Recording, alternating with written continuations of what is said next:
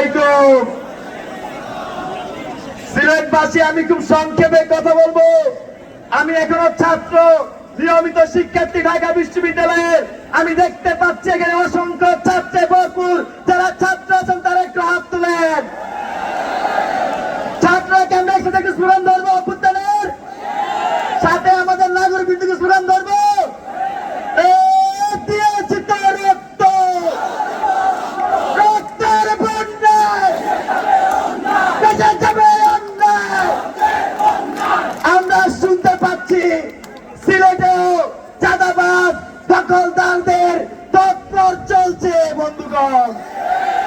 গতকাল আরো 3 দিন আগে ঢাকায় আমাদের একজন কেন্দ্রীয় নেতৃবৃন্দের ওপর ছাত্র দলের কিছু সন্ত্রাসী হামলা করেছে। আমরা শুনতে পাচ্ছি সিলেটেও এই সকল সন্ত্রাসী কর্মকাণ্ড চলমান। আজকের এই সমাবেশ থেকে যারা ছাত্র রাজনীতির নামে অপরাজনীতি করছে তাদেরকে হুঁশিয়ারি করে বলে দিতে চাই, এই ছাত্রদেরকে খেপাবেন না। এই ছাত্ররা জুলাই অভ্যুত্থান করেছে বন্ধুগণ।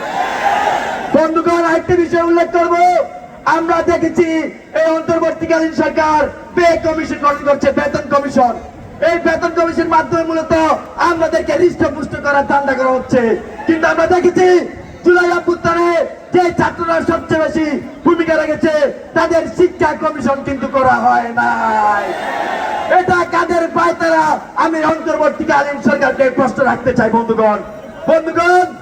এখানে আমাদের ছাত্রদের হলগুলোতে কিন্তু যেসব বিশ্ববিদ্যালয় আছে, কলেজ আছে, সেখানে হলগুলোতে সিটের সংখ্যা খুবই কম এবং এই সিটের নামে ছাত্রদেরকে গেস্ট রুম গণরুম করিয়েছে ছাত্ররা।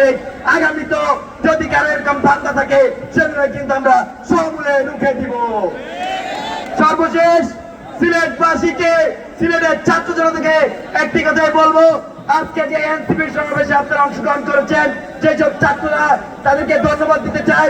আপনারা এনসিপির আজকে শক্তিশালী করুন। আমরা এনসিপির আদর্শিক